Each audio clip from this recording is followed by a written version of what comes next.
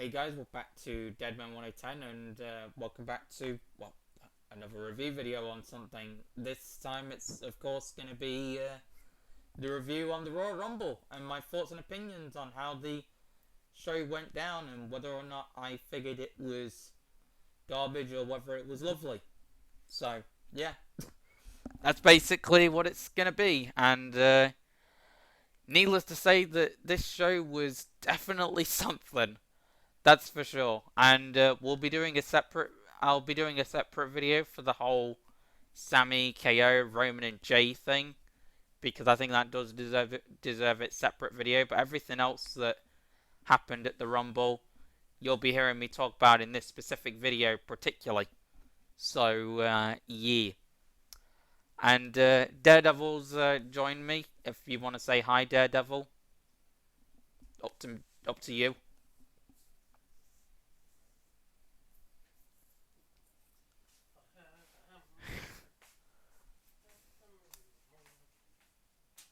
Daredevil, you there? Yeah, I'm there. I guess you opted out not to say hi, which is, fair enough. Well, what do you expect? Also, I don't mean to be that guy, but I gotta have to correct you on something. Okay, hit me with it, I guess. You said you're welcome back, which is not right. It'd be welcome to. You, like, if you're Well, welcome back, it'd just be I, I, welcome to. I said welcome back to Deadman 1010, and then welcome to saying what the video is going to be about. Fair enough. That's basically how the hell I do it. Trust me, I know how this whole shindig works. Trust me. I don't think you do. I mean, to be fair, it's not like I use a freaking script. I just say what my mind can think of. Well, it might as well be a script. Hey. We're not going to go down that road. WWE does that way too much. I don't want to be like them. But all jokes aside, yeah. Let's get on with the, we're talking about Rumble and everything to, do with what happened, what I think of the matches, where we'll go from here, how were the feuds, and what have you. And yeah, what we'll be using for that is kicking in with Ross's video, which I will put in the description. I will put the link to his video in the description box below. So yeah, look forward to that, I guess. And yeah, away we go. So, the Royal Rumble has concluded this year, and I must say, for the most part, I definitely enjoyed the show. There were some low points in the show for sure, but there were some incredible highs. When things were fantastic, they were fantastic. We're going to get into it as I give my thoughts and opinions on this year's Royal Rumble. Ultimately, my voice is a little hoarse, so that can usually tell you there were some moments I had a fantastic time. Shout out to everyone that was a part of the Royal Rumble stream. You guys went crazy with just the views, the comments, the likes. We appreciate y'all. Just throwing it random. Fair enough. Hit me with it. You might as well. Instead of watching, I know you could have the video, and that'd be great, but it'd also be a waste of time. So what I was thinking is, why not just say your opinions, all the way through, like, like normally, and then watch the video. That's how it would be easier. Just like say your opinions. Well, I have a very, very trash memory, even on the best of days, so that wouldn't work for me. I mean, I could just remind you. Not that hard, dude.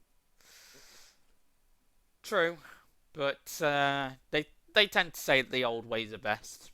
I guess so. Eh. Unfortunately, y'all, I didn't become the first ever in the clutch champion, but I am still your undisputed YouTube wrestling champion. Best believe I will be getting that chance. Yeah, the show was a lot of fun, guys, from top to bottom. There was definitely a few things that probably could have been done maybe better, but overall, there was definitely some fun surprises in there that I definitely didn't see coming. Like in the men's Royal Rumble, for example. Paul, you had Gunther and Sheamus started off. That was pretty cool. That was very cool. But obviously we'll get on to more of that, and the show was also, my enjoyment of the show was also enhanced a lot because of me talking to someone on Discord about like the show as it was going on, and oh my god, it was so funny. I'm not really gonna fill you in on like all of the details, like big time, but I mean, yeah, you should have been there. It was so funny. But yeah, all I can say is that there was a lot of ideas percolating in my head. That's for sure.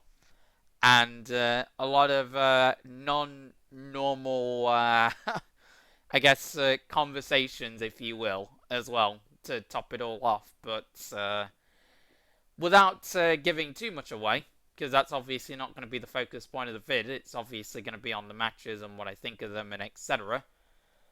Let's keep rolling forward. Championship from UW, best believe. So enjoy it while it lasts, because at Elimination Chamber, I'm going to become a 2-belt champion. Mark my words. But we're going to get right into this. I know you guys want me to talk about a lot of things, so we're going to get right into this. First and foremost, this was a complete shock to me, and I think a lot of people, that the men's Royal Rumble match started off the show. And part of me is glad that it did, but part of me is also like kind of, I guess you can say, have mixed feelings in the sense of the match placements, because I think the show could have really benefited from maybe the men's Royal Rumble being in another spot in the show. But nevertheless, the yeah, like usually what ends up happening a lot of the time in Royal Rumble premium live events is, or pay-per-views, we might as well just call it how it used to be, because it's so much more easier. But yeah, like how it always was, like before this year, either the Rumble would be on like halfway through for the men's, or they would main event. I don't remember the last time it's ever actually kicked off a show, interestingly enough. And yeah, that's definitely interesting that they did that. Very, very interesting. There was definitely, I do believe that there was obviously strings pulled based on what was going to transpire in the main event, and understandable in a lot of ways, considering of how it all went down. Like, I think it was definitely for the best. But let's face it, it didn't stop any of those matches being anything less than fun and enjoyable. first hour and 30 minutes of this show was great. This men's Royal Rumble was, in my opinion, leagues better than last year. I enjoyed this. Yeah, the men's Royal Rumble compared to last year, oh my god, it was so much fun. Yeah, it was a damn fine improvement. We may have not gotten much surprises like last year, but I mean, if you're able to tell compelling storylines and being able to you've been able to put together a fairly stacked Royal Rumble with the roster that you have, and not trying to botch it every first end like last year's, then realistically, there's no real need for surprises, but then they're always welcome, obviously, because that's what makes the Royal Rumble so much fun. But needless to say that, yeah, a very, very great Royal Rumble compared to last year's, even if it didn't have many surprises, I guess, quote unquote. So, in that situation being yeah, it was a great Rumble. A few highlights that I will definitely point out are Sheamus and Gunther starting the match. As I said, very, very surprising, but also very, very pleasantly surprising. That's definitely not a word that I ever thought that I would describe Gunther as, but alas, I'm doing so. So, yeah, and he also broke Rey Mysterio's record in the match as well when it came to lasting the longest, because he lasted till the end until Cody Rhodes, predictably enough, won the thing, which I think was the right decision, even if some people believed that it was too predictable.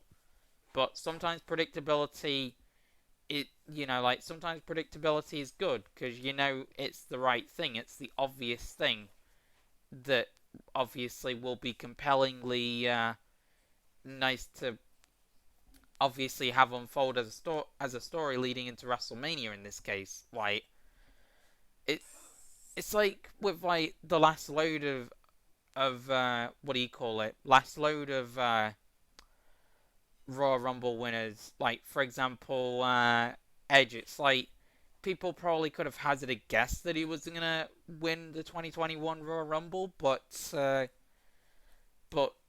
it made it in a way that much greater because he was continuing his comeback story, and it's really the same deal with Cody Rhodes in any case. And yeah, I'm really looking forward to seeing what occurs. I think we are going to get Cody versus Reigns at Mania.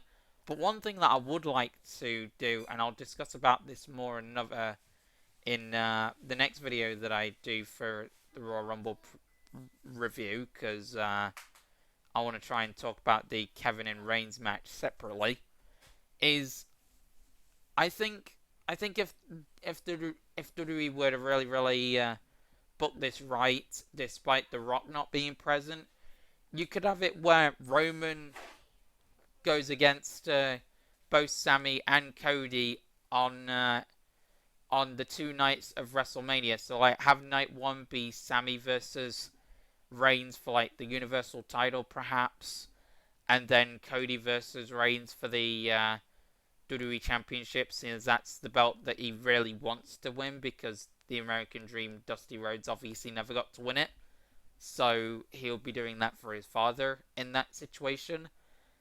So yeah, he's gone on record to say that plenty of times. But so therefore it wouldn't make sense to necessarily have him win the Universal title as such. So having him win the WWE title and having Zayn win the Universal title would make for 2 brilliant storybook endings for Mania. Like, I think that's the best way you could do it. I don't think that they will go down that route, to be honest, because I just don't see them going down that route. But I feel like if they really want to capture lightning in a bottle like they so far have done, that would be definitely a great way to cap it off, I think. But we'll definitely discuss more about that later on, obviously. Other highlights in the Royal Rumble was Booker T coming back and doing his spinneroonie and what have you. That was pretty cool. Kinda wish he lasted longer, but I get it. Obviously, it was just a nostalgia pop, which nothing wrong with. It was definitely awesome. It was definitely awesome to see him in the match. That was really cool. And what else happened? Oh yeah, Edge made his return. Tried to go after the Judgment Day. Eliminated. I can't even speak words now. Eliminated 2/3 of the Judgment Day, and then basically they eliminated Edge, and then Rhea Ripley got involved right as Austin Theory was coming down to the ring. So yeah, Theory kind of either needed to get out of the way or run to the ring like he's Usain Bolt, because he would have not wanted any part of that of that Hell on Earth situation with Edge in the Judgment Day. And then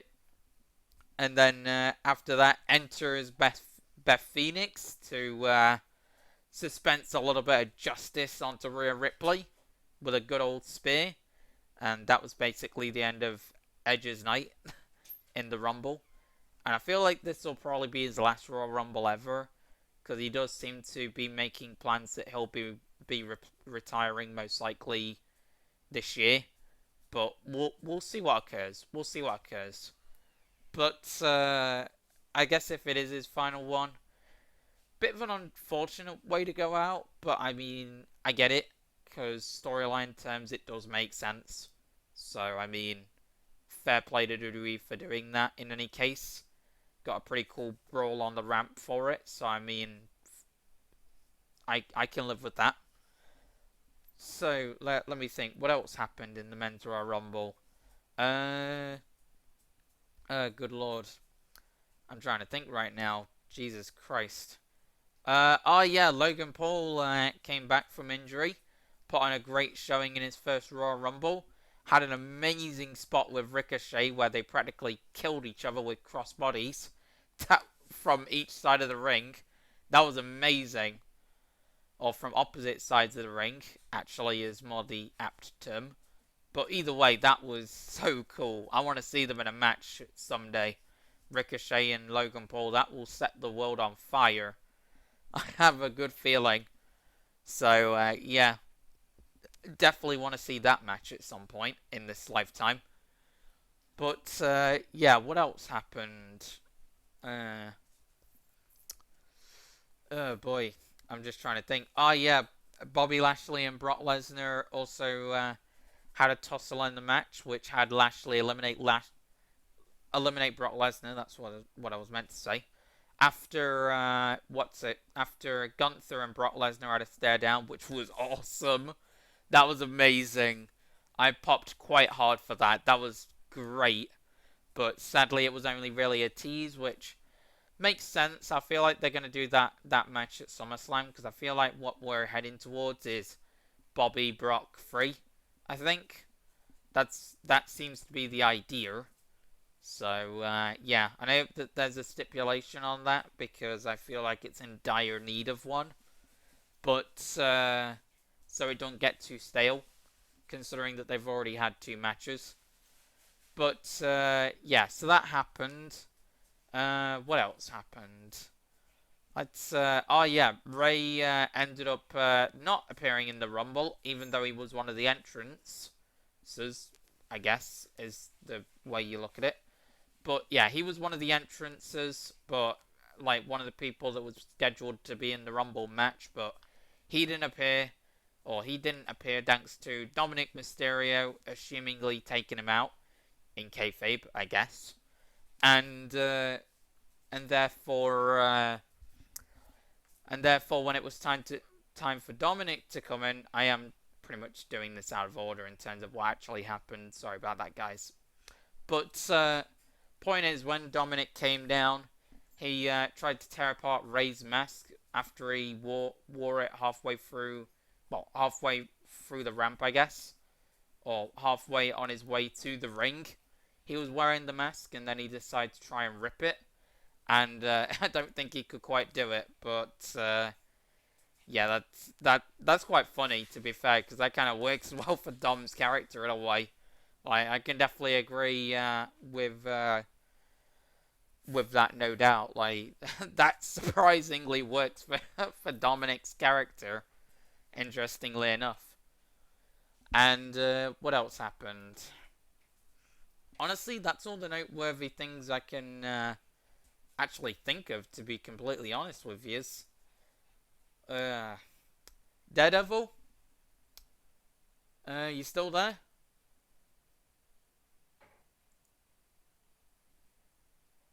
Daredevil?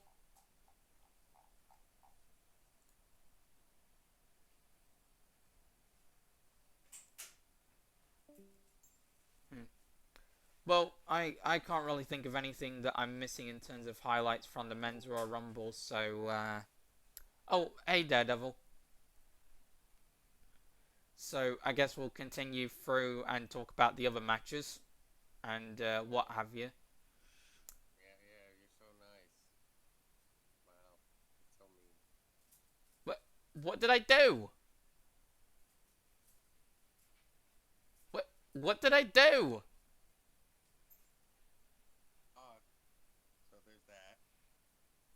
Let me say what I wanted to say, because you just kept talking, kept running your mouth. Okay, that would imply that I was being cocky, but I wasn't being cocky. No, I'm not saying you were cocky. You just kept talking, not letting me say your damn thing. Okay, in that situation, being what are your thoughts on the Rumble match and whatever? Oh, I can have thoughts now. Unlike you constantly not letting me say a damn thing. Yeah. there was a lot of things to unravel, alright? It's a 30-man freaking Royal Rumble, for Christ's sakes. I get that, but you could have at least gave some leeway and let me speak instead of just taking most of that. It's like, nah, I'm gonna talk. My friend. Yes. Are we talking about the men's or the women's? Men's, because that was apparently what ended up being first.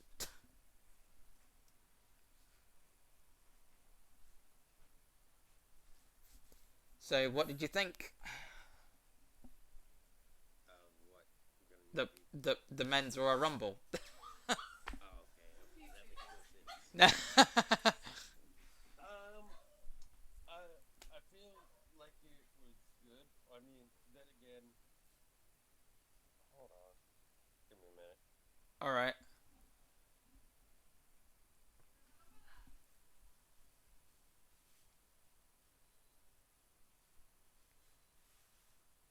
Can you hear me? Yeah. Okay. I feel like it was good, and like you said, it being predictable wasn't necessarily bad because a lot of people think, oh, it being predictable means it's bad. No, it doesn't. It just means you just expected that outcome. Mm. And a lot of people, even yourself, think being predictable is bad. I mean, to be fair, I don't think it isn't. I wanted Cody to win, as well as expecting him to win, and even when he came out at number 30, it was pretty crystal clear that he was going to win one way or another. Yeah, there were some cool spots in the moment, like the Brock and Bobby, Gunther and Sheamus running back their feud, which I appreciate. That was good. Mm. Cody and Seth kind of locking eyes, and that was kind of cool. Like Yeah. seeing Seth and Cody kind of continue their feud. Yeah, I did forget about that. Away, but what I was not expecting was Logan Paul to eliminate Seth. That was kind of shocking. Yeah, that was a pretty big elimination, to be fair. Like, fair play to Logan Paul for eliminating Seth. That's probably not going to lead to a match at Mania, but I mean, maybe you can try and spin one out at Elimination Chamber. I mean, I wouldn't mind that. Like yeah, we also got the Pat return, which was really well done. Oh yeah, Pat McAfee. How do you forget about Pat? Bro's a literal legend at this point. God, I'm so glad he's back. Yeah, and then we saw Brock just destroying everybody and everything, which Yeah. was a nice little touch. Yeah, I remember when me and the person I was talking to while the show was airing, we was Think of the name. we were basically on about how some superstars are going to get the spot where everybody dies, and Karrion Kross got that spot, sure, but Brock, because he's a legit fighter, pretty much gets that spot by default. Grant. Like I said, having Cody win was probably the best outcome you could have done. Yeah. I mean, to be fair, I'm sure people wouldn't be mad if it was like Seth or something. But I feel like if you're gonna go with the same story as Edge, you kind of have to have Cody win. Yeah. That's the way I feel about it, because it only makes sense. I mean, if they really wanted to make it a mirror same image of what happened to Edge, then they could have just had Seth and Cody start the Rumble, which I think would have been best. But I mean, in hindsight, I do understand why they didn't. Kind of ironic in a sense that Seth was at the halfway point, and Cody was 30. Kind of ironic in a way. Yeah, and it's also ironic that Cody came out in the same number as John Cena in the 2008 Rumble. True. And The Undertaker, and Triple H, and, unfortunately, Brock Lesnar. Wait, Brock came out at 30? Oh, wait. Oh, yeah. And then he run roughshod over everyone and everything. Kind of like he did when he got eliminated when he went on a rampage. That was pretty cool. And then he tried to kill Baron Corbin. Overall, Baron Corbin was the new Heath Slater. Hey, yeah. I'll never forget what happened in 20... I'd rate the men's rumble a solid 9 out of 10. Like, had some good story, had some cool moments, and overall it had the right winner. I'll definitely give it a strong 9 without a doubt. Like you pretty much said. He's dead.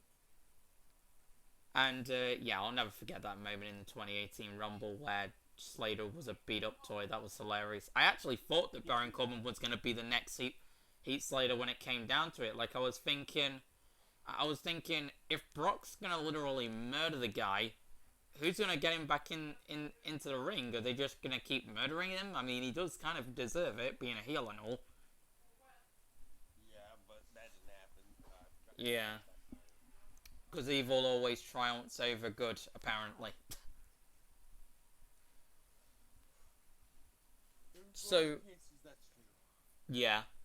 But with that thought in mind and everything else, yeah, what do you think is going to happen come Mania? Do you think they're going to do something unique where they have Roman defend both titles on like one title on night 1 and then the other on night 2, and then have the challengers be Zayn and Cody?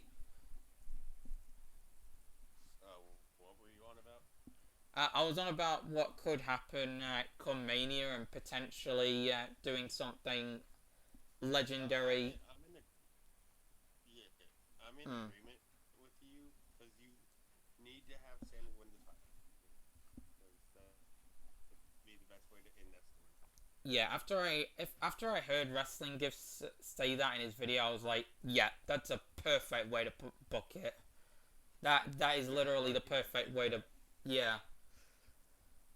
And I feel like that would make the person I was talking to on this Discord definitely not feel as salty about Cody winning. I can't hear you. Yeah, I was just saying how I don't think it will make the person that.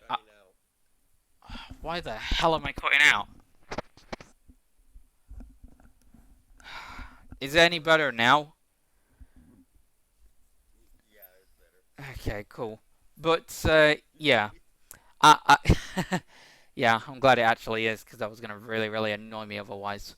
But yeah, so I was on about, like, this will probably make the person I was talking to on Discord last night while the pay-per-view was going on definitely a little bit less salty about Cody winning if Zayn does get that shot at one of the titles.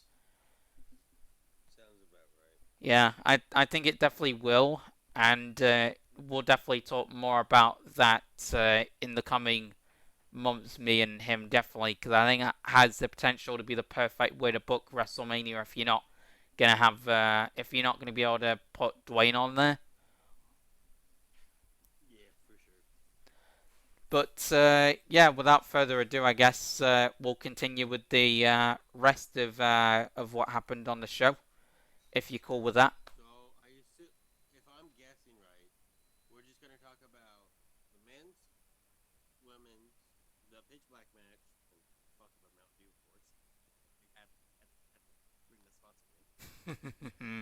Fair play. And the Bianca, Belair, and Alexa, and I guess the Hart Foundation. That'd be 5, and then the next video, talk about Roman. Yeah, because I think that deserves its own video, in all honesty. Okay, I think the pitch black match is next. Yeah, we'll keep Ross's video rolling, and then once he starts talking about it, we'll talk about it. This was fantastic, bro. Like, honestly, it's one of those type of things where I wasn't sure how they were gonna book the Royal Rumble this year, but I will say this: they did their thing, man. So we're gonna start with the first entrance. I'm not gonna go through all the entrances, but I'm gonna kind of just talk about just some of the highlights of the actual match. So yeah, that's pretty much what both of them. That's pretty much what what I did, or really what us two did, to be fair, from... Well, I say us all together because this is obviously going to be something that people are hopefully going to actually watch or whatever. But point is, yeah, obviously we did the same thing, right? We obviously spoke about some of the highlights and what have you. So, for the men's Royal Rumble, so I'm going to see if I can try and wind it. Actually, no, I'll just keep it going. We'll see what he brings up, and maybe that'll jog our memories of possibly what we may have missed, both of us.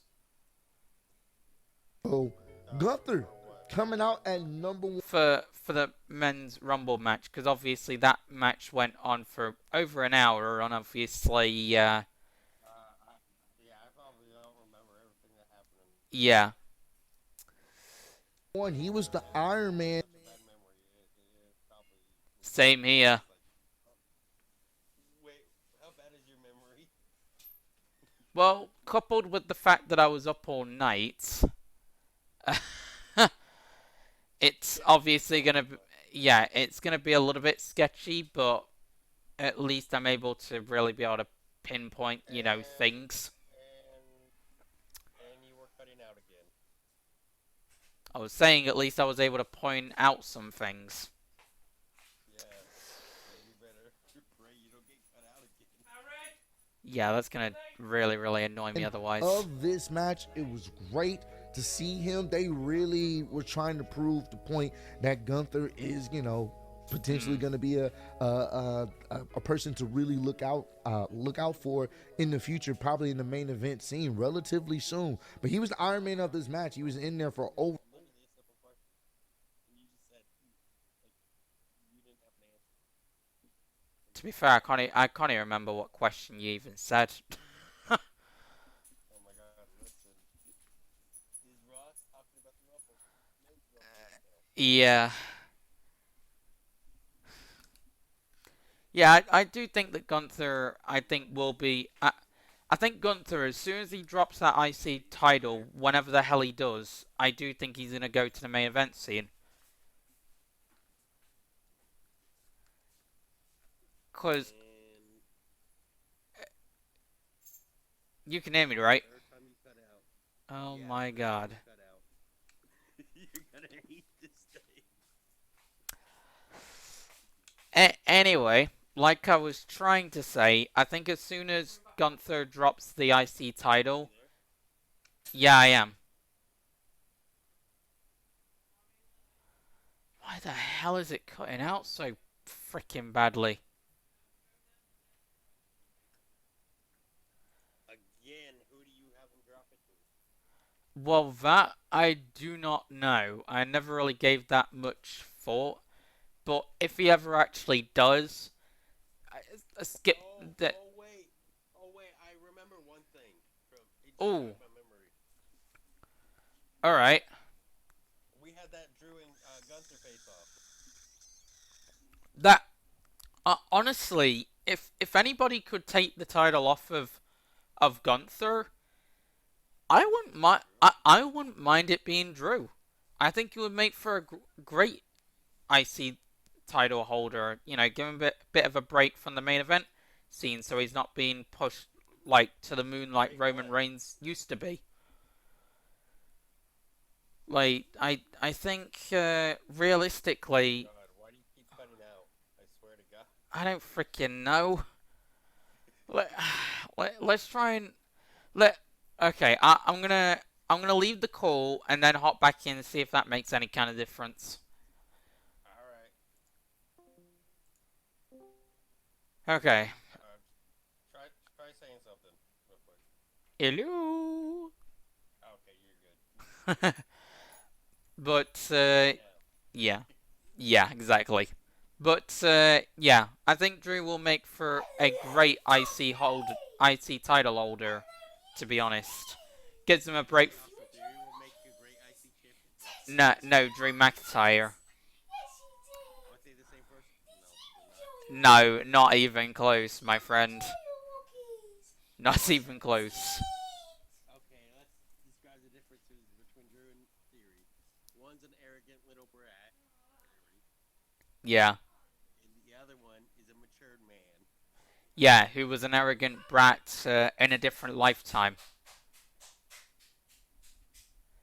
So, yeah. To be fair, I think when Drew was penciled in to be the chosen one in 2009 or whatever, there's a good chance that Theory, I don't even know how old he would have been then, but surely he couldn't have been a teenager by then. Surely. I don't know, but I believe the next match is the first ever pitch black match. It's supposed to be Yeah. Mountain Dew, in case you forgot. And that's an actual drink. You can actually get Mountain Dew pitch black, which I've never Cool. had. I never have either. Cody Rhodes has had it. That sounds about right for promoting it as well. But, From it, the way it looks like a grape flavor. Because I remember only having like red or yeah. incredible. You know those To be fair, like I said, I've never tried the drink, but, yeah.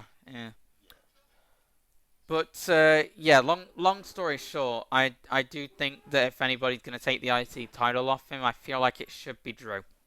Because then you can catapult Gunther into the main event scene, because to be honest, he don't need the US title. Put him against, like, Roman Reigns if you're not going to drop the titles at Mania 39, like, because them two would literally beat the holy hell out of each other, and it would just be fun to see. Who, Theory? No, Gunther and Reigns. You said U.S. title. Gunther's IC title. No, I was on about Gunther skipping the US title and just going for a main event title, because the guy clearly has it. Yeah, but that couldn't happen. Well, one, he's on SmackDown. There's him getting a U.S. title on. Hello? Hi! Can you not ignore me? It's so rude, Harry. Yeah. You wouldn't be happy if I was Yeah. ignoring Yeah. you. Yeah, I did. I don't think he would do that. Just because of his character and all that. Mm. Knocked all this stuff off, have you? But, yeah, you've definitely got some pretty coordinated points. But, all I will say, with that thought in mind, is, yeah, he... Going to WrestleMania. No. No. We're definitely going to have this running gag for a long time. But, yeah, much like everything in life. But, yeah, so, honestly, I think Gunther could honestly just walk into the main event scene literally, like, literally on SmackDown right now. He could literally do that in a nutshell, because he just has it. There's no need to, like... obviously, with the IC title, he can't exactly do that, I know. But I'm just saying.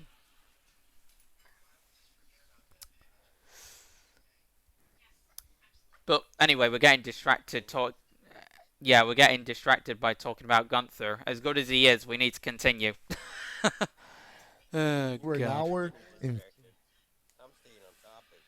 Okay, fair play. I mean, I think out of the two of us, I'm more likely to be the distracted one. 15 minutes, I think, or something like that. It was definitely over an hour. He was the number one person, Yeah. and he was the last one to get eliminated. So Gunther being the number one, and then having Sheamus number two, coming to the Royal Rumble, kind of the callback to their match at Clash at the Castle. It's pretty cool. Crowd was amped up for this. Things started to pick up when Lesnar got in there. When Lesnar got in there, the only thing I can think of is they have to have Bobby Lashley eliminate him. It only makes sense. Yeah, I'm good. So that's what Bobby Lashley does. Bobby Lashley comes out next. He wrecks shops on everybody, spearing people. He's pretty much running through people, and then he eliminates Lesnar to a huge pop. Lesnar goes crazy on the outside. Baron Corbin comes out next and ends up getting fucking destroyed for no reason. And I also want to make a mention. Shout out to Pat McAfee being back on commentary. It was great to have him out there. Commentary tonight was fantastic. I enjoyed them. They were having a great time. But yeah, Bobby Lashley being the one to eliminate Brock in the I was fashion going he through the did, video, you know they're Soz. setting up a match probably at WrestleMania. So Yeah, I was going through the video, just letting Ross say his highlights before we can really move on and talk about other matches. Because realistically, that makes a lot of sense. Because I mean, we're literally 40 minutes through the freaking video right now. Jesus Christ, that's mental. Like normal people, even if you won't admit it, you get bored really quickly. I mean, you did say that before, so yeah, I can definitely understand that. we will see how that played out. But that was a pretty cool moment, not gonna lie to you. Then of course Seth getting Now I'm just hearing what he says and just seeing if for whatever reason we have missed out on something. So therefore we'll obviously discuss it. But realistically, I think we've I feel like I think for the most part we've definitely hit our stride when it comes to covering this bad boy. I think we've done everything we possibly could. We probably won't talk about Hardy's performance. Yeah, we're not going to talk about that. Yeah, I was about to say, yeah. although that was good, I just think to me that was kind of pointless. Yeah, me too. To be honest, it just felt like they were kind of dragging it on in a way. I yeah. Like, don't get me wrong, like that sounds good, sort of, very good. But I felt like somewhat took away from the show. It's like, Hmm. So it's an okay song, okay band. They did an okay performance. It was fine. It wasn't horrible. And if anybody actually likes them and wants to see them in concert, then fair play, whatever. I won't judge you to save me or your life. Like, fair freaking play. like it works for a Rumble song. Yeah, I do have to agree with you there. But yeah, so they did fine. That's all fine and dandy. But it just made the show drag on. Yeah, as a wrestling fan, you'd be more interested in like the story I, that wrestlers are trying to tell than a performer series, in my opinion. and keep in mind of what time it was. Literally, where I where I where I obviously live, and with me watching it live and all these other things, like it would have been. Oh my god, I don't even know what the hell the time would have been, but needless to say, to me personally, given that situation, yeah, they were dragging it out all right. At least with the KO Reigns and Sammy thing, it made sense Yeah. because that was just storytelling. But Realize for the face back match, there's never really much to talk about except what happens after. I just thought about that. yeah, well, I think a lot of what we're going to be going on about is more the aesthetic of it and what have you. I think that's more what Yeah, we'll be going on about before what happens at the end. yeah. That match was just to showcase. Oh, it's Ray's return Hmm. again. It was not that long of a match. It was kind of disappointing. Surprisingly, not that long. Kind of crazy. Even the Bianca and Alexa was even shorter. Kind of pissed me off. It was almost like you blink, you miss it type scenario. Yeah, those type of matches, while they're good, they kind of piss me off. Yeah, that's understandable, to be honest. Like, I mean, hell, even the Roman and KO match was kind of short. Hmm. But I suppose the post credit scene made up for it. Kind of help. Yeah.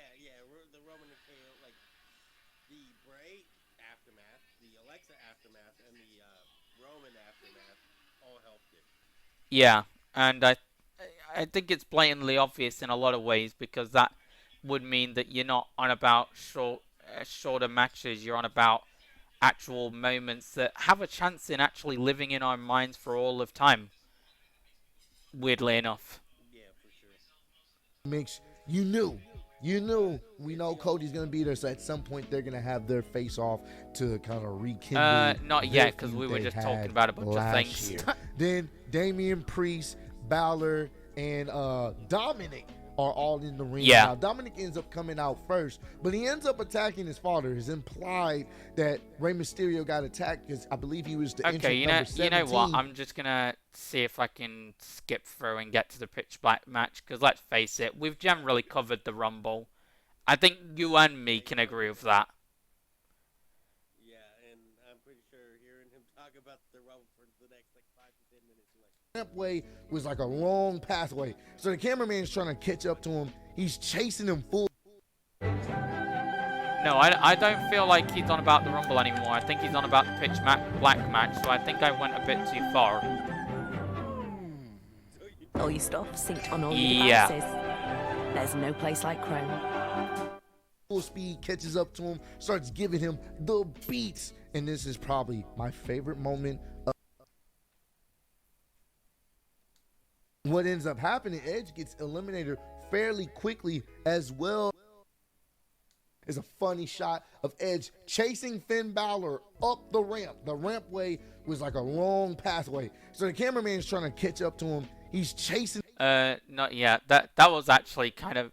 I didn't even think of that, but that was actually quite a funny moment when Edge was playing cat and mouse with Finn Balor chasing him through that ramp, considering of how long it was. Like, honestly, you could make a comparison of like Tom and Jerry or something. I didn't really see it. Like I saw Edge chasing Finn Balor, but I didn't see the whole cat and mouse. Well, to be completely honest, I didn't even think much of it in like a amusing way until he mentioned it, so whatever. Him full speed, catches up to him, starts giving him the beats, and this is probably my favorite moment of the live stream. If you watch the live stream, you already know why. Going, but we're gonna go ahead and get to obviously the last person to come in, which was Cody Rhodes, bro. Cody Rhodes coming out there, and at this point, I'm just trying to get to the pitch black match. Now he's on about Cody. oh, but people, the dirt sheets were saying he was gonna be there. It just wasn't sure. I think that probably would have been better. That's the idea. This is probably the spot of the night, honestly. They both jump to the top rope, do a springboard launch off the top rope, both of them, and they collide in midair. Looked like something out of a superhero movie. It was incredible. Like, crowd went crazy, chanting. Yeah, that was amazing. What Logan Paul and Ricochet did, I want to see them in a match at some stage. Those two would literally set the world on fire. Like, honestly, you want a real superhero movie in real time? Who better to reenact it than them two? Have Logan Paul be the heel, because, let's face it, people already hate his very guts. And then have Ricochet be the face. Bingo.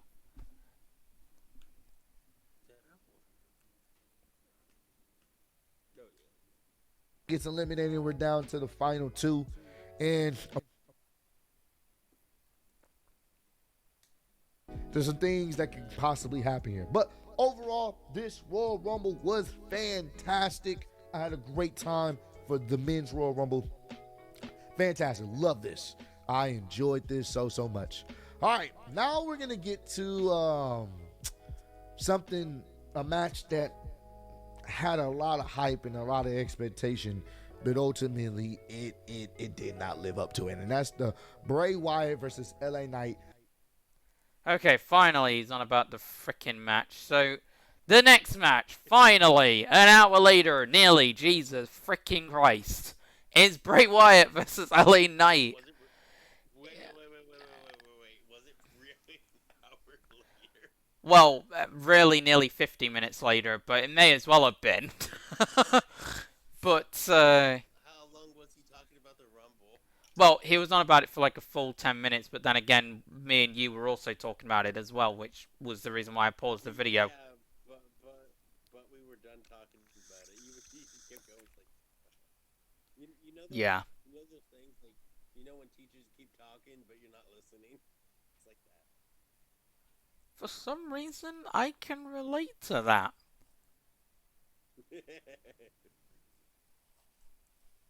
What do you know?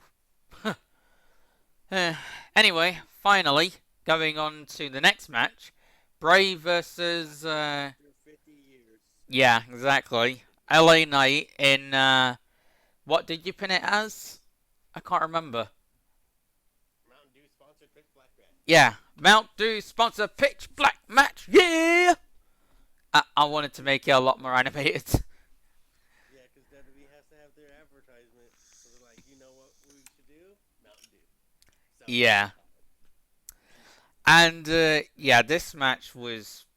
oh my god, you talk about blinding. You talk about Tron-inspired. This match was okay. I didn't really like but the match was too short. Yeah, I can agree with that. I definitely did feel that. Like the person I was talking to on Discord while watching it, like, he was gonna go for a little tiddle, and then Bray ended up winning, and I was like, dude, you just missed it. That's what I mean. It's literally it's literally you blink, you miss it type scenario with these matches. I get it. It was a showcase of Bray's dominant. Like he has Yeah. to go on, yada yada yada. But at the same time, it just felt lackluster. It just didn't. Coupled with the It'd be like a longer match. yeah. It was just so short. Co- Considering, I mean, the rumors were 5 minutes, but I was legit thinking it was gonna be legit 5 minutes. Needless to say that all I will definitely say is I'm not sure how much selling Bray really did, which I think also played a part in terms of the story aspects of this match. I mean, okay, don't get me wrong, I like the feud, but the match that they had. Yeah, that feud was freaking amazing. It was a lot of fun. And having Undertaker be injected into it because of Raw 30 was also kind of cool. But You gotta admit the match, the first match they had was not the greatest. To be honest. the match in general was far too short. But at least what happened after the post-credit scene, as I like to think of it, Most people yeah, rather talk than the actual match itself. yeah. Don't get me wrong, there was some cool spots like LA Knight literally trying to murder Bray through a freaking announce table. That was a pretty sick spot, but that's about it. At the same time, it was just to showcase how dominant Bray is. That's literally all it was. Yeah, that was about the only decent spot in the match, in the actual match. The rest of it was the post-credit scenes, which we're now going to talk about. And that's, Yeah, to me, those are more interesting yeah. than the actual matches, in my opinion. It also goes along with the whole story-driven motive of Bray's character and what have you, which you can very much symbolize from, from what happens with Uncle Howdy doing pretty much a coffin drop like what Aleister Black used to do, and him literally, Do you mean Darby Allin, not Aleister Black? okay, I'm a dumbass. I literally said that in the Royal Rumble, like while I was watching the Royal Rumble as well. So now I feel like even more of an idiot. What I was meant to say was Darby Allin. Yeah, because I'm pretty sure Aleister Black's never done a coffin drop. I'm pretty sure that's. Although that would be a really really cool move for him to do, because Now, yeah. like an extra dumbass because you said Aleister Black. I'm like, Aleister Black. Yeah. Coffin drop. Yeah. Thank God you're here, Ross. I think you instantly realized, oh shoot, I made a damn mistake. Yeah. Thank God you're here with all means it. Yeah, that was kind of cool. Yes. Well, I mean, a lot of people speculate it's Bo because the whole lyrics "Die for Me, brother," because that lyric. But even then, like with what Howdy does with the whole coffin drop, because I don't know whether it was supposed to be that, but let's face it, it kind of was that. Shout out Darby Allin, as it was always meant to be. Not Aleister Black. Yeah, sorry, Aleister Black. Sorry, buddy. Aleister Black has the black mask, not the black. No, I'm kidding. Well, now we'll be having black tears going. But yeah. And I also like the fire. Like once, like kayfabe wise, LA Knight died. Yeah, that was a cool little touch with the fire, to be fair. But you do kind of you do literally get a physical symbolization of Bo, in inverted commas, dying for Bray Wyatt, in inverted commas, and also, more to the point, in kayfabe. But it still hasn't been confirmed that that is Bo. So for all we know, that could just be Bray. Well, we'll just live in denial for now, because it's easier. Yeah. Until there's further proof evidence as well. I mean, there was that one thing with the earring, but then it ultimately turned to be nothing. Yeah. So yeah, the feud was amazing. The match was kind of mediocre at best. It was a mid match. It was just Yeah. Bray's been gone for such a long time. Let's just give him this match. Yeah. And the visuals were insane. It looked like something out of Tron, or just it was so blinding as well. Jesus Christ. Okay, when they got done with their entrances, I'm like, are we gonna have a pitch black match, or because I was kind of confused. It's like I thought this was a pitch black match. I was confused. And the fact that LA Knight's underwear was glowing is amazing. Yeah, that was true. Yeah. Yeah. But I think what people are gonna talk about the most is Bray's new mask. Yeah, he did end up getting a new mask, and honestly, I don't. It's a new character. I don't know what to make of it. To be fair, I don't, for the simple factor of just, oh, what the hell, like, just looks, it looks amazing, don't get me wrong, and interesting is an understatement, but also, what the hell? It's definitely creepy, I'll give you that. There was also the puppets on like where Howdy was.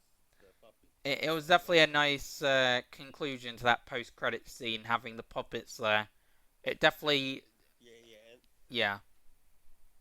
And then there were some puppets during Bray's entrance. So needless to say, if you're one of those... Yeah, needless to say that if you're one of those hardcore wrestling fans like us, we'll be obviously able to put the pieces together and kind of be like, oh, this is pretty much Wyatt's new faction now. Yeah, but other than that, all we got is Uncle Howdy doing an elbow drop. Well, it seemed like a coffin drop from my book, but fair dues. It looked like an elbow drop. Either way, he killed LA Knight in kayfabe, so, you know. Yeah, other than that, there's not much that really happened. Yeah. I don't feel like there will be another match of that kind again, to be honest. Yeah, for sure. But it's like different. I mean, if 2K put that into 2K23, I will be honestly shocked, but I doubt they will, because let's face it, the game's releasing in March. I mean, they could have it as like a DLC type thing, but why would they do that? I've never seen them do that. Here's a DLC match site. I mean, I think it would be really, really cool, but I've never seen them do that. And it would seem a bit odd doing it for a match that we're probably only going to get once and never again. How would you do it in a wrestling game? That is the question. needless to say, it would have to be a case of graphically it looking good and therefore visually much, kind of like the match itself in real life. Again, the match was mid at best. But again, obviously, I'm talking from like a visual department in the case of the game. Visuals looked cool, but the match itself was not all there. I'm gonna be honest. Yeah, I can definitely agree with you, but obviously going off of the game's terms, I think what will really make that match type is really graphically and visually. Judging by the fact that that's kind of all we got out of it in real life, other than obviously the Uncle Howdy thing. But where we'll go from here, I don't really know, to be honest. LA Knight seems to be written off TV, from what I can tell. Unless they just rewrite it, coming to SmackDown, it's like, oh yeah, LA Knight did die. He's fine. That would be funny. And as for Bray Wyatt, I think he has got a new faction of Wyatt 6, as I was kind of alluding to. So, yeah, it should be interesting to see what actually happens with that. But, yeah. He also had the number 6 on his head, on Bray's head. That's another good point, which, again, leads to signs of him actually having a new faction, as we were just mentioning.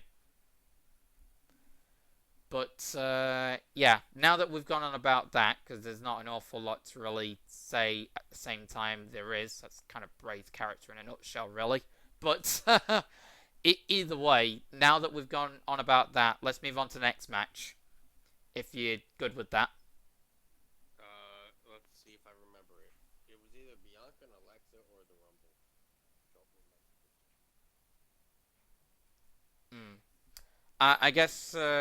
I guess we'll play the video and see which one you get right, because I'm kind of curious. Pitch Black match sponsored by Mountain Dew. Now, I will say this. What made this match probably intriguing is the fact that they let's see if it actually ends up being that way. And everything was glowing in the dark. Like the ring ropes, everything was glowing in the dark. Bray had this type of face paint on that made him glow. His eyes was glowing. LA Knight's tights was glowing. There was a Yeah, that's the first time I've ever seen Bray use face paint for any of his characters, so that's definitely different. Didn't the Fiend have face paint? Oh no, I guess he didn't. No, it was more of a mask. Yeah, it looked like face paint, but I guess it wasn't. It was more like the way the mask was detailed. Yeah, it was detailed well, to be fair. Yeah, it detailed like a creepy monster. And Yeah. And the one he's got now, with the new mask, it also does. It's not as cool as the Fiend's mask, because it's not No, as, I guess, it's not as imaginative, but it's still pretty cool for what it is. Yeah, it's kind of creepy. Yeah. Coupled with all the other kit and caboodle that it comes with. Maybe that mask is Uncle Harper. True, we have yet to see that, so I guess we'll cross that bridge whenever we get to it. Because we have Howdy, so maybe that mask is Harper. Yeah, I think it's a little bit of a long shot to be speculating now. I feel like we've got to wait a little while, so Yeah, I know. yeah, We'll probably get something revealed like from SmackDown or something. yeah, we'll cross that bridge when we get to it, to be completely honest. Let's just continue and see which one it's actually going to be that we'll be covering next. So we'll see if you're right or not. Yeah, we'll see if you're right or not. spot in the To be fair, I think it is based on how the matches actually went down, but let's keep going anyway. This shouldn't take long. in the match, a table spot where Bray goes through the table, and all of a sudden the announce table starts splooging out some green something, some type of substance. It didn't. At seemed first like I thought it was green liquid, but glitter. it was some type of paper or whatever. But it was glowing in the dark. It just spilled all over the place. So I was like, I don't know anything about that. But the aesthetic of the match was good. It looked beautiful. Like it looked like it was something I'd never seen. Like it was just glow in the dark, everything, but it looked cool. The aesthetics was fantastic, but the match didn't live up to it. And then after the match, Bray puts on a new mask, and then he starts chasing down LA Knight. LA Knight start hitting him with a kendo stick over and over and over. He chases him to this backstage area. Now at this point, our stream and the Peacock app, it just froze. I think it had something to do with the internet at the time, but we was able to check out on Twitter. Apparently, I don't know how this happened, but apparently Bray applies the Mandible Claw to LA Knight, and then Uncle Howdy's at the top of this little scaffolding. LA Knight's at the bottom, and Uncle Howdy proceeds to murder LA Knight, because when he landed, all of a sudden, randomly, an explosion of fireworks happened around him. Yeah. He pretty much murders LA Knight in cold blood. So, needless to say, what do we call that murder? Because obviously there's different types of murder, right? So, do we just call that like manslaughter or something?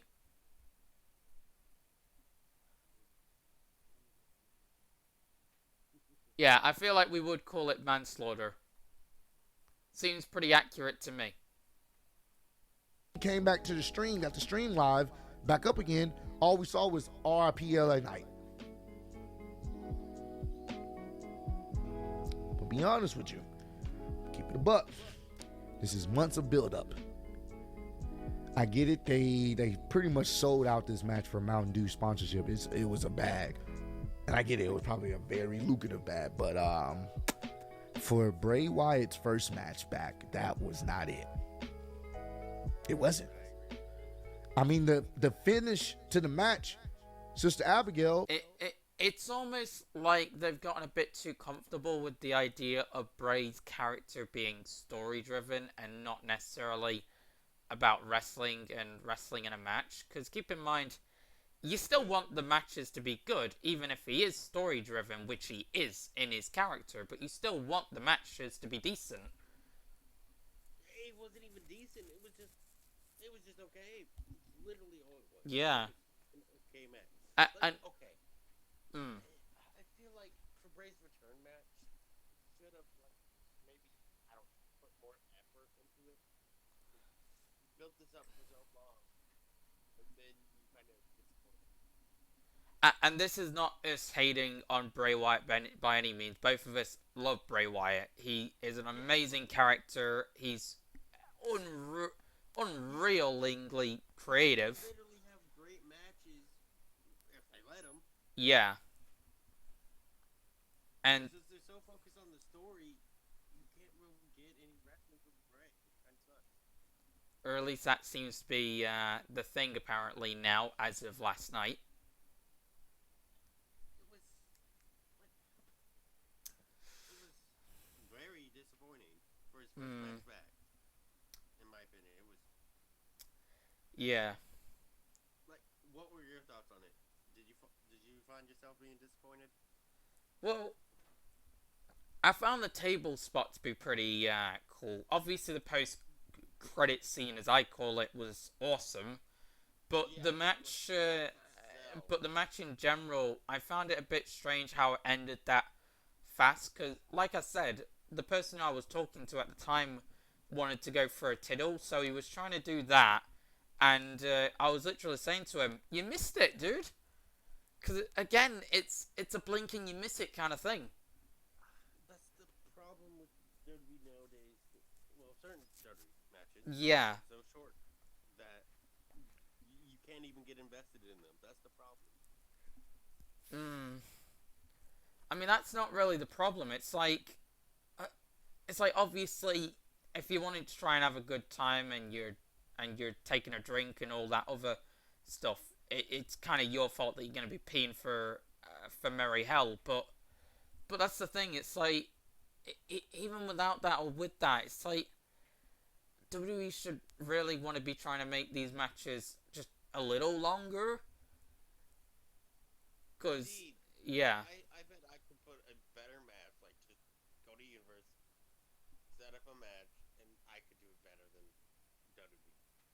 Hmm.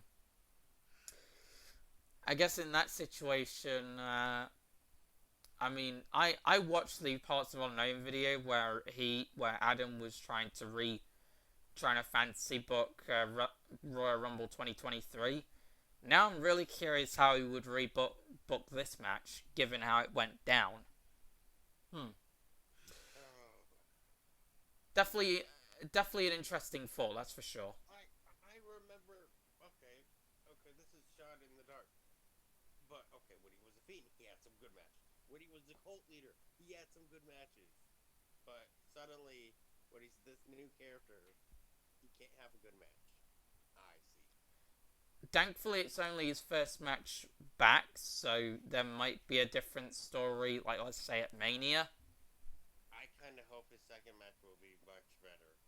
Yeah, that's what I was kind of alluding to.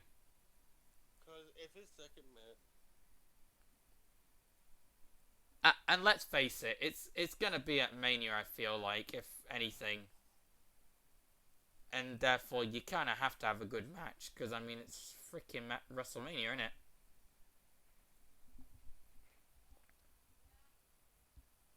Daredevil, you there? yeah, it's just like for his first match back, I just find it disappointing. Nevertheless, we're gonna obviously move on to the next match, like we obviously should have, but yeah. Point is, the bottom. And another. Yeah, you were gonna go on about Bianca and Alexa, weren't you?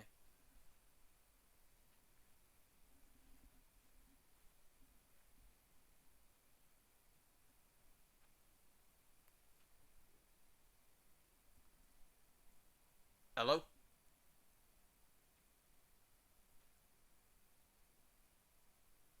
Daredevil, you there?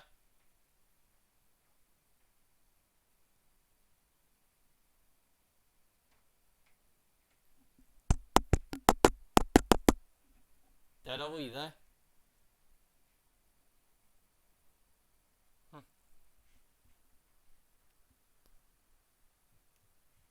Well, I guess I'll keep the video rolling for now.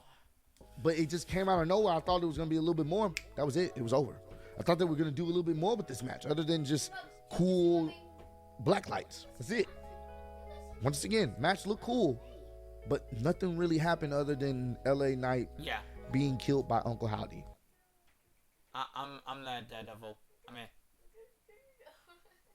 And then what makes I believe Alexa was right after Bray, which made that match even more depressing. In a way, yeah, because you didn't have all the cool lights, so it was sort of just, what are they really gonna do? And again, it was another cool match. Just beyond well, the end. And then we just had this playground stuff, which was boring. I expected more. Even in Season, kind of expecting more. Yeah. I mean, I thought it looked cool in the way that Alexa sold it, like, fair play to her. Yeah, but other than that, it was just a swing. Yay. Like, that sweetheart puts her heart into pretty much everything, so I mean, fair play to her. But, yeah, there should have been more. I don't know why majority of this card was so short matches. Even the Roman and KO match was pretty short for some reason. Don't know why. I feel like it all had a lot to do with, obviously, the two Rumble matches, which, yes, makes sense, obviously, but at the same time, don't you want to put on good matches for your matches that aren't to do with the Rumble? Just a thing. But I suppose I am grateful that it did happen that way, considering of how long the show was, even with that thought in mind. So But I hate at the same time because yes, you had some good things on it, but at the same time, when you have so many short matches, it kind of takes away from watching. yeah. In my opinion. I guess time to go on to the Bianca Alexa match in a bit more detail, unfortunately. So I don't know what you do with Bray, but I gotta be fair here. That wasn't it. For months of no matches, just cryptic promos. That's what we got. I think that may have hurt him. I think we may have needed to see some type of match or something, because that didn't land. So we will see what they do with Bray going forward. He needs to, I don't know what they do, but that wasn't it. So that, to me, that was if it didn't have the fancy theatrics and the glow in the dark. At this point, that kind of just takes the pain away, because it's like, these guys are world wrestling athletes that are supposed to be telling compelling stories and what have you and everything like that. And some of these matches are return matches, no less, in the case of Bray. And therefore, and then you just have this band, which, no disrespect to them, obviously not, but you have them have a long-ass concert that honestly could have been shortened down a little bit to have some of the matches have a bit more time. Yeah, for sure. And then the Rumbles, I understand. They have to be long. I understand that. Yeah. Makes sense. But just every Rumble I've watched, they usually have both, like, the good with outside the Rumble, they usually have good matches. Right, and they give them time to go. But in this, it felt like they hardly gave them any time to wrestle. Like, oh yeah, you get this much time. Just wrestle, the end. It's kind of ironic, because, like, the 2021 Rumble and even last year's, I think, was shorter than this year's Rumble, and yet had shorter matches. That's really, really ironic. Yeah, it is. Hard to believe, really. It genuinely is. Just the only disappointing thing about the Rumble. It's just the matches felt so damn short. You could even invest your time into those matches. It's like, what's the point in investing those time in the matches you build up just for them to be so short that you not care? It's kind of a waste, in my opinion. We best keep going with these short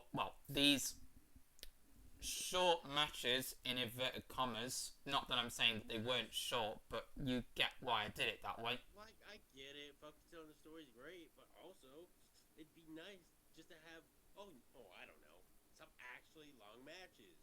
You know, that's just a thought. You guys may interpretate this as being a bit ranty, which on some level, yes, it is. There's no real argument to that in any way. Yeah. We're not going to deny that either way. That we're wrestling fans. That's just how it frickin' is. But at the same time, I would like to think that our rant is kind of justified. And even if it isn't ranting to some, it could just as easily be just us thinking, I don't know, logically. Maybe I'm just used to longer matches that I actually enjoy. Not short.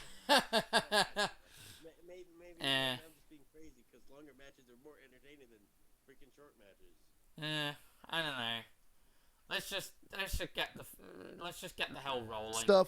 This match would probably definitely be lower grading wise for me personally, but this is like the middle of the road. I just don't know what to say about it. So yeah, that did not live up to the hype. All right, we got the Raw Women's Championship, Bianca Belair. Okay. Yeah, speaking of the devil, so we got Bianca versus Blissy Head. I just called her Blissy Head to be funny. For the Raw Women's Championship. This match, again, should have gone on Raw. Yeah. You should have gave them more time to work, but no, you give them less time. How long did that match actually last? I'm curious. It didn't even last that long, because if I remember, it took one KOD, beat Alexa, the end, which was stupid. Are we in the Divas era or something? Like, what the hell? I think we are, because you think, okay, one KOD is not going to be enough. Oh, it is. Yeah. And after everything that Alexa has literally said about wanting to rip Bianca's face apart and practically her eyes if she really wanted to, and then you just have her lose to one KOD. Yeah, that's stupid. That's a bit unfortunate that you hype it up. And you wonder why my complaint Yeah. about Rumble's justified. It's like you build that matchup to be like, obviously Bianca's always gonna win. Alexa obviously wasn't going to.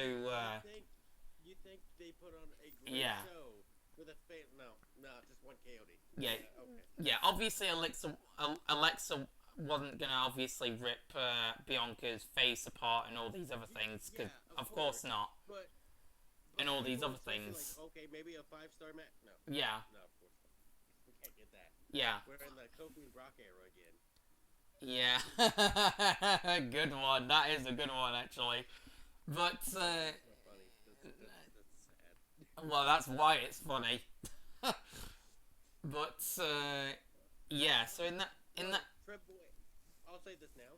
Triple H's other pay-per-view have been good because of long matches, but this pay-per-view just felt like, no, let's focus on the story. Let's not even give them long matches. I mean, I prefer the story in pro wrestling than the actual wrestling, but at least give them time to actually tell the damn thing. Yeah, that's the only problem with this Rumble I have. Yeah. I like the story aspect of wrestling too, but at the same time, you gotta put on some longer matches so it can actually, so people can actually enjoy it. Because like you said with Bray and LA Knight, that just felt too short. Like I'll be honest, that match, like when you were talking to your friend and you told him it was over. Like, Yeah.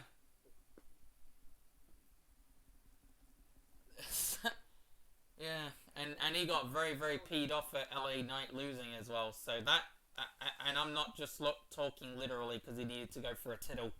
I'm talking metaphorically, obviously. I don't know what WWE do. Okay, yes, you bring Cody back. That's great. You have him put on a 5-star Rumble match, which I don't understand how that's possible. To be fair, he put on a 5-star match with a torn pec. I mean, the guy can literally do anything. Yeah, except I feel like the focus is more on the Rumble matches, in my opinion, than the actual matches themselves. I mean, that makes sense, obviously, but at the same time, yeah. You built these feuds up for so long, only for them to end up short. Yeah. Kind of unfortunate in some ways. And speaking of Alexa and Bianca's feud was pretty good, and the curveball of Alexa going a bit heelish and a bit evil with the whole wanting to rip Bianca's face off was honestly quite terrifying, but at the same time very good. Alexa and Bianca had better matches on a episode of Raw than on a pay-per-view. I can see your point. So, yeah, their feud was great, and that little scary moment was certainly one to marvel at, and definitely one of the more creepier Raw moments. Yeah, let's be honest, it was nothing special. It was just the same thing we saw for Raw. It's just like, oh, swing set. Yay. But the match in question was not very good when it comes to length time. Okay, the only thing that pissed me off about this match, and this has never happened with Triple H's era, this is the first. It felt like you could have at least had her put up more of a fight, and then hardly put up a fight at all. That's what that pissed me off. Instead, you have her lose to 1 KOD, not 2, or like, I don't know, 3. Like, obviously, I don't want to sound or even look like a hater, and in any case, I'm not a hater. Yeah, but you gotta understand, that's just us wrestling fans. Like, if we don't like something, we're gonna say it. Yeah, I mean, look at the 2015 Royal Rumble, for example. That's just casually peeping in the background. Nobody liked Roman Reigns winning that damn thing. People wanted him to win the 2014 because, well, at least people like that version of Roman. Yeah, like literally, like people probably wanted to murder Roman for that win on that night. But obviously, that's not the point. Point is, yeah, Alexa and Bianca should have really been longer. Their feud was pretty good, and where we'll go from here, Is even worse. Well, no, I take that back. The Rumble matches are good. I'll take those back. I want to. Once we get to Roman and KO, it's even more lackluster. Yeah, I want to. Personally, what I think will happen is we'll get Bianca and Rhea at Mania. I think we are gonna actually get that, I but hope that match doesn't end up being short. Otherwise, I'm gonna be pissed off for that match too. but Oh yeah, we have this dream match that happened in NXT. Oh yeah, it's a short match. yeah, Imagine all the fans be hating that. yeah, Like, but no, imagine this. Instead of the 5-star match we got with Judgment Day and the Usos, imagine we got a short match with that. Imagine how mad people would be. yeah, they would be kind of outraged. But yeah, but honestly, where I think the feud will go from here, I kind of don't want it to be over. I want them to at least have one more match at Chamber, so then they can actually have a longer match. Have a redeeming match. Yeah. That's my only problem with that. That's one of the benefits of having a pay-per-view in between Rumble and Mania, is you can kind of fix a few things, sort of. I feel like the only good thing about this Rumble was the Rumble matches itself and the Bloodline story. That's about it. So For me, anyways. yeah. Other than that, this pay-per-view kind of felt lackluster, in my opinion. So with that thought in mind, I think where we will go from here is I want to see Rhea versus Bianca at Mania for the Raw Women's Championship, and then at Chamber, give little Miss Blissy some time to shine. I swear, if they don't do that, that's a missed opportunity. Yeah. It really is. It's like that's like the same opportunity with Sammy. If you don't give the title to Sammy, that's a missed opportunity. Yeah. But yeah. But anyway, moving on to the next match, which should be, ironically enough, the Women's Royal Rumble itself. Versus Alexa Bliss. This was Yeah, we'll oh skip yeah, this that. I didn't care. it sucks. It sucks because I could tell. He's a good artist, but I'm sure nobody really cares.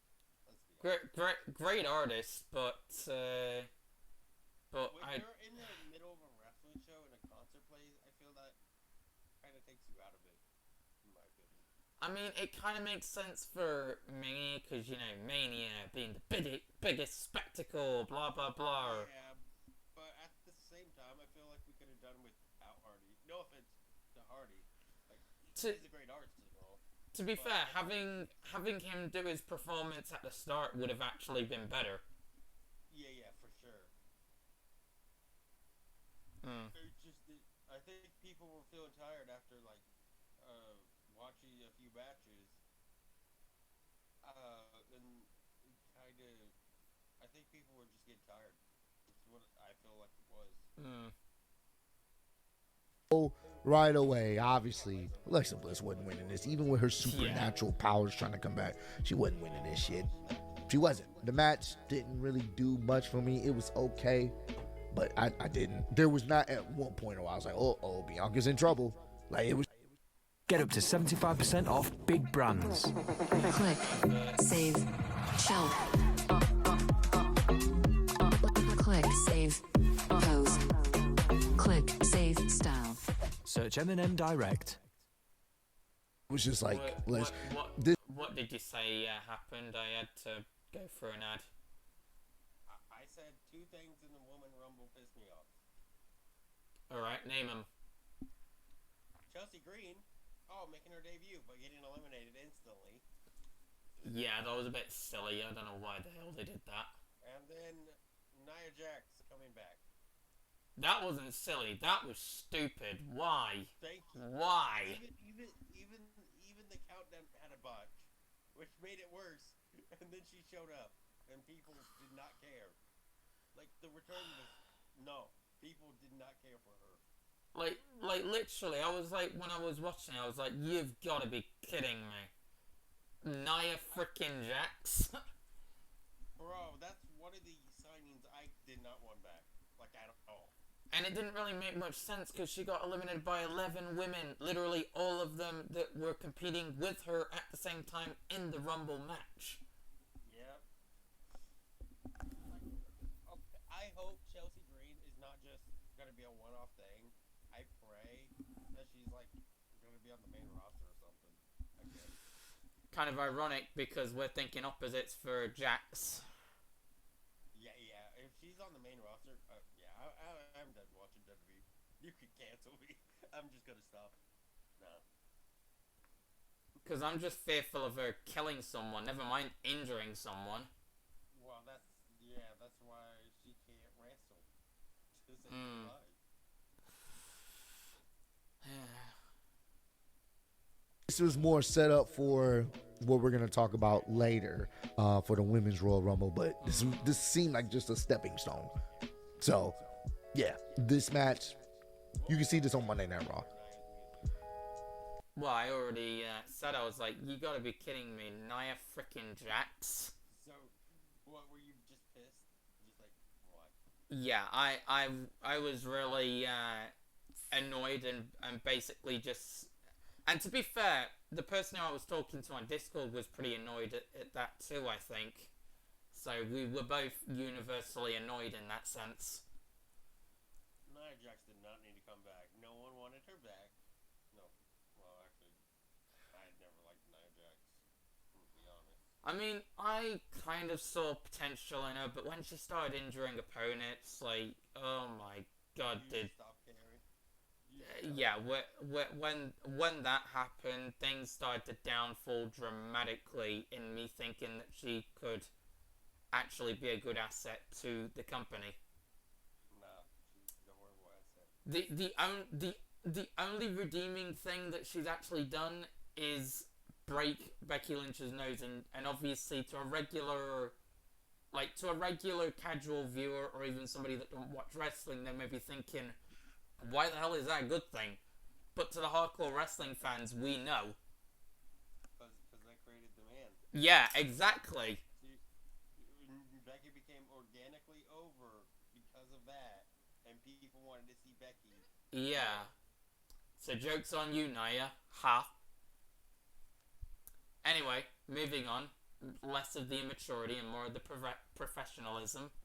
Wait, nudge, nudge. Honestly, this was a Monday Night Raw caliber match. I feel like Alexa Bliss, of course they went with that route, but I feel like somebody could have been a better opponent for Bianca Belair, but this wasn't it. Granted, yeah, the match of Bianca and Alexa wasn't great. The aftermath was kind of cool, but like everybody else, they were expecting more, much like myself. The only problem, why bring Chelsea Green back just to job her out? That never made any sense. the women's division in WWE is... We're with Impact for a while. We'll bring you back just to job you out. It's a bit silly, to be honest. is lackluster in a sense of talent, main roster wise. So I don't know, but it was okay for what it was. But it's a match I think probably would have worked better on a Monday Night Raw. But Bianca Belair winning the match here. Well, And I don't know about what they're to go going on to the do with Women's Bray. Rumble. It's like the tying in Bray and Alexa's. Maybe they do. Bray did win his match. Alexa lost her match. I don't know if they trying to, do something. Because at the end of the match, Alexa looking at the screen. You see Uncle Howdy and it's all types of stuff, creepy imagery. You don't know what they're trying to say there. Maybe she links up with him again. I don't know. We will see. But, yeah, that was kind of... middle of a road match, not something that I would definitely go back to watching, and this was definitely a low point of the pay-per-view for sure.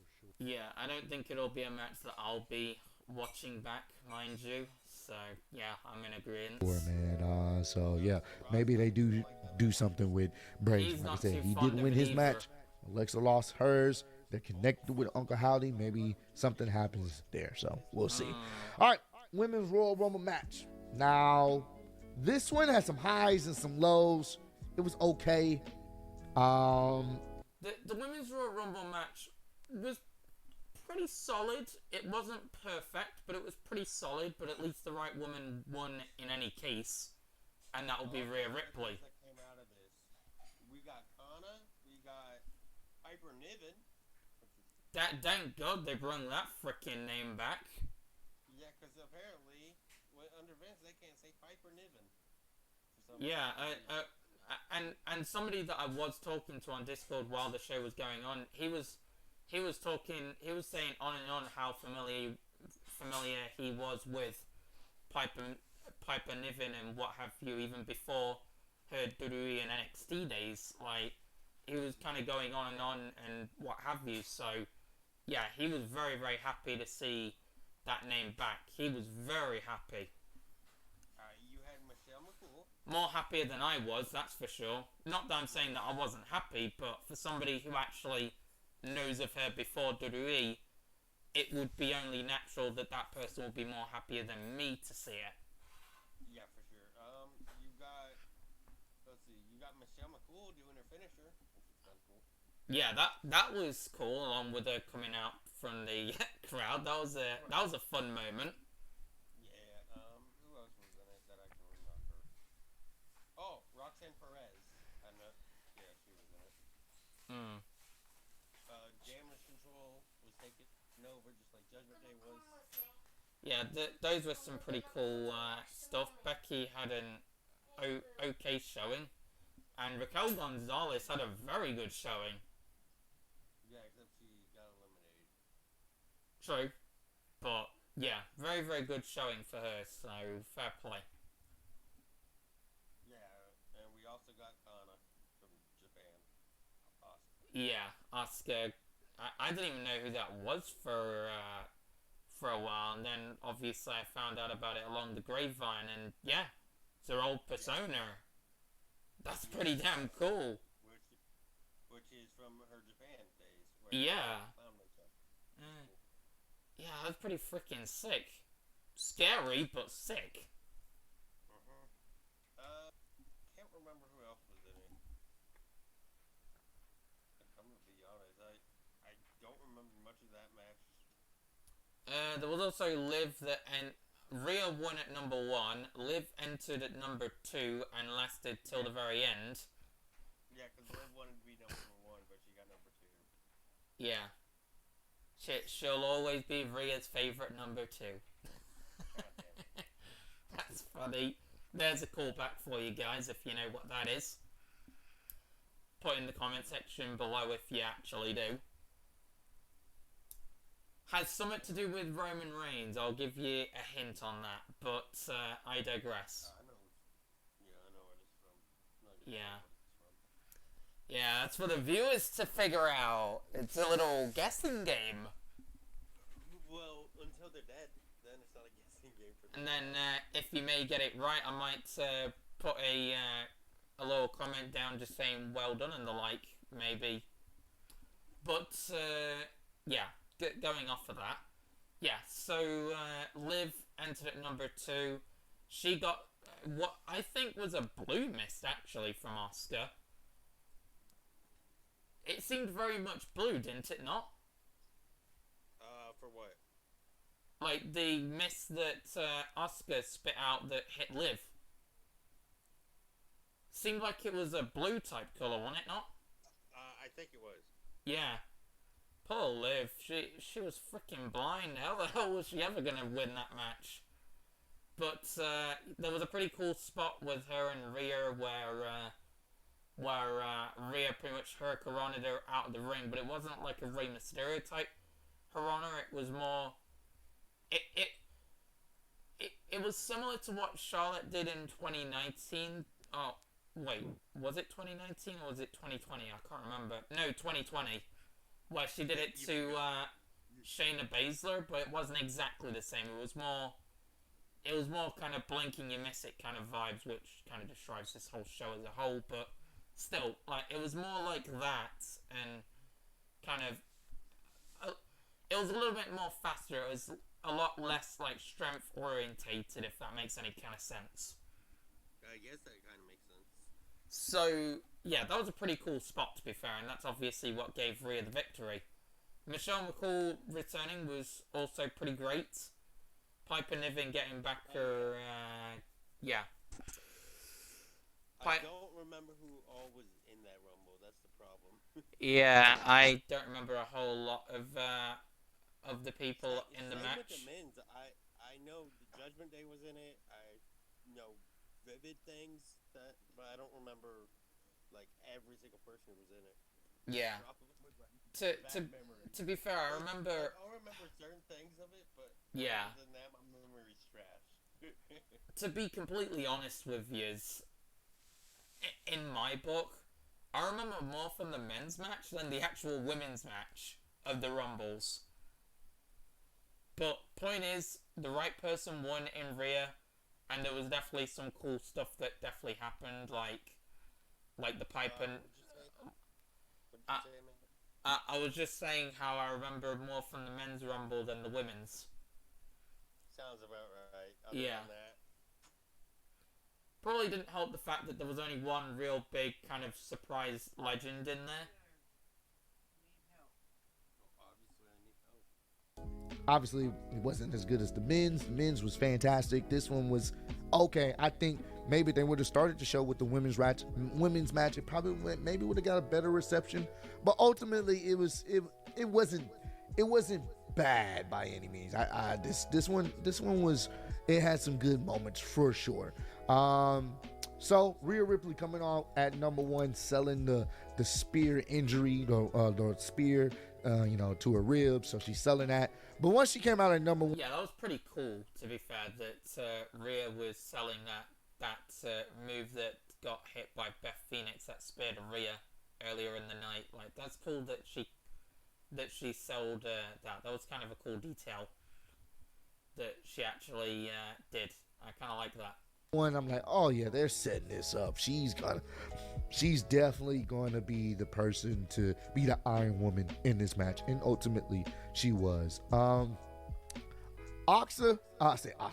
Asuka coming out there, huge pop, huge reaction. People were definitely behind Asuka when she arrived. Our early favorite was Roxanne Perez. Now, I know she's the NXT Women's Champion, but the reception she got and the type of offense she was able to get in, crowd was really hyped about her, and they were upset when she ended up getting eliminated. That was another high moment. Of course, Dakota Kai, Io Sky, and Bayley being in the match. Yeah, she had a very, very good showing. Good showing for her, definitely. So you knew they were going to do their heel-like shenanigans. The only thing people were really waiting for with them is Becky Lynch. Becky Lynch comes out, huge pop, crowd's ready, Becky's ready to go rogue. She starts giving them the beats. She ends up getting thrown over the announce table, but it's not the end of her as well. More women start coming in. Xia Li. Yeah, she did get thrown over the announce table right into the glitter stuff from the pitch black match that happened earlier in the night. And in that situation Becky definitely had an interesting start to a Rumble match this year. But that doesn't mean to say that she didn't do any less good than anybody else. She did pretty good. He had a nice little performance as well. What was really cool, Doudrop, formerly known Doudrop, Piper Niven, as she went by in the independent scene, she made her return. I'm glad Triple H changed the name. That Doudrop shit, it was so cringe. I didn't like it. It just kind of, it didn't even make me take her character seriously. I've seen some of her work on the independent scenes, and she comes off way more as a badass, especially with the name Piper Niven. It works. So the fact that he changed her name, I can appreciate that. That was a pretty cool. That was a very good decision by Triple H. Like, a long overdue one at that as well. Cool moment just to see that. But I want to talk about Michelle McCool being out there the entire show, and then all of a sudden her music hits, so she just hops the barricade behind the announce table and gets into the match. She had a nice little showing. But obviously the one of the big storylines in this match was Bayley and Becky, and pretty much they eliminate Becky Lynch. They eliminate Becky Lynch, and then Bayley and Damage Control, they end up getting eliminated themselves, and it just becomes a huge brawl on the outside. It was such a cool moment. Yeah, that also happened where there was a huge brawl with Becky and Damage Control. That was really, really cool. Kind of similar to what happened with Judgment Day and Edge in the same, not in the same Rumble, but in the men's Rumble. So, it almost felt like the female version of that. So, yeah, very, very cool that happened. And it looks like they're going to be continuing that feud going on into Monday Night Raw. So we'll see how that play out. But we finally get to like the last four. We get to, I believe it was it? Well, one thing that I will say is I'm saying my opinion is on the women's Rumble. So,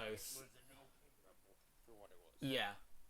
Cross, I think it was like Nikki Cross, Liv Morgan.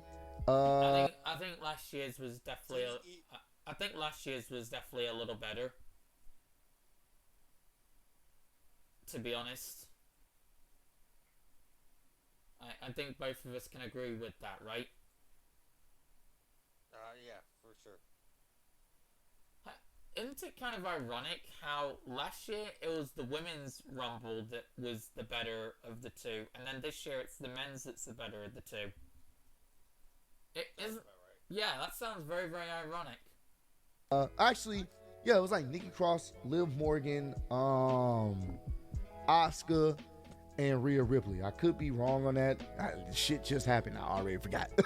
I believe it was one. They were, Nikki Cross, Asuka, Liv Morgan, Rhea Ripley. They were the last four because Nia Jax was entrant number 30. She's back. Heard the rumors. Pretty much, she came back.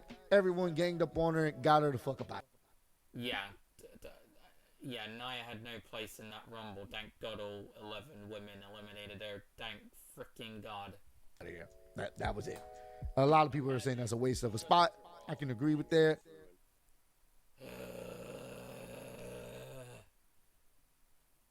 That sigh is all you need to know. To an extent, could have had her somewhere else, but either way, she got the fuck out of here. So it ended up being those four ladies. And what was crazy about this situation is you can tell where things was going. Nikki Cross getting eliminated, then all three women, remaining women, Asuka, Rhea, and Liv was on the outside of the ropes of the ring. Yeah, she didn't really have many noticeable spots by what I can remember, but yeah, she was definitely in there. Obviously to shell out the numbers. But Natty actually returned. That was cool. Yeah, nice to see her back in the cut. Like on the apron area. Yeah, she was never going to win, but I mean, at least she got a moment to walk down the ramp and enter the thing. Asuka sprays, hits the mist, spits the mist into Liv Morgan's face. Asuka ends up getting eliminated by Rhea Ripley. Rhea Ripley's barely holding on. Liv Morgan is trying to get Rhea off the ropes, and Rhea ends up throwing her out with I believe it was like, I don't know how she was able to flip her using her legs or whatever. But the most important part about this is Rhea being the Iron Woman in this. Started at number 1 and lasted all the way through. I kind of saw how that was happening, because it was like, yeah, it makes sense. And they're setting it up, obviously. I can see them doing Rhea Ripley, Bianca Belair. I think that's what's going to happen. Yeah. Rhea Ripley, Bianca Belair. It's happening. It's happening. And honestly, I think Rhea Ripley is going to become the new champion. Get up to 75% off big brands. Yeah, Rhea and Bianca for the Raw Women's Championship definitely is happening. Bianca? Do you mean Bianca? Potato at this point, but Actually, it's not potato. It's actually not potato or potato. It's Bianca Belair. haha, very funny. But yeah, Rhea, Bianca, yeah, Roman's Championship, yeah, book it for Mania. I'm down. Click. Save. Show. Click. Save. Others. Well, Click, I'd save, actually, stop. Search M&M Direct. Can't you skip it? At WrestleMania. sadly, no. It makes sense. Bianca's had a pretty cool reign, but I think it's time to give the belt to Rhea Ripley in this form. Her heel gimmick, I think, is going to work. I think it is. Yeah, Rhea getting the belt with a heel gimmick now would be awesome. That would be basically the pinnacle of her gimmick being a success. So I think that's obviously what they're setting up for. And I think they can put on a good match. I do believe they can put on a good match. It's going to be interesting to see. With enough time, by the way. But, yeah. Going off onto the professional trend again. Yeah, they can put on a great match. What mind games Rhea Ripley plays with Bianca Belair. It's going to be an interesting one. I'm looking forward to seeing how they set this up. Once again, this Women's Royal Rumble was okay. I think it probably would have fit better at the beginning of the show. Now we're getting to the meat and potatoes. Even though... And those meat and potatoes we're going to cover in a separate video because of how just talked about it is and what have you and everything like that. Plus this video is getting insanely long and I really don't want it going 2 hours. But yeah, and we'll not talk about the Hardy thing because yeah, that's irrelevant. No offense to him. So yeah. Wow, he's racist to Hardy. It's confirmed. I said no offense. You clearly didn't hear that part. Anyway. No, I heard correct. I'm joking. I know you are. Ha ha ha. But anyway, if you guys enjoyed this review video, then like, comment, subscribe, share the videos, fake videos. If we get up to 200 likes, that would be great. And yeah. Have any final thoughts for the Women's Royal Rumble and what have you, Daredevil, now that you're back? What? Sorry, I spaced out. Yeah, have any final thoughts on the Women's Royal Rumble now that you're, back? Like dead? It's I don't mean that way. You said back, so I thought. I meant like, because I couldn't hear you for a little while. That's either way. Any final thoughts? Like I said before, it was an okay Rumble. I give it a 6 out of 10. All right. I guess we don't really need to go into the statistics of it and what happened and what have you, because we kind of already did. So yeah. I give him a 0 out of 10. Haha. You're very, very funny. Or funny. But yeah, you're probably not going to want to say bye, I guess. Probably not. So in that case, ciao guys, and see you guys later when I come to film my thoughts on the main event of the show. That being Reigns versus KO, with Sammy playing quite an integral part in the coming and goings of this match. Anyway, ciao guys.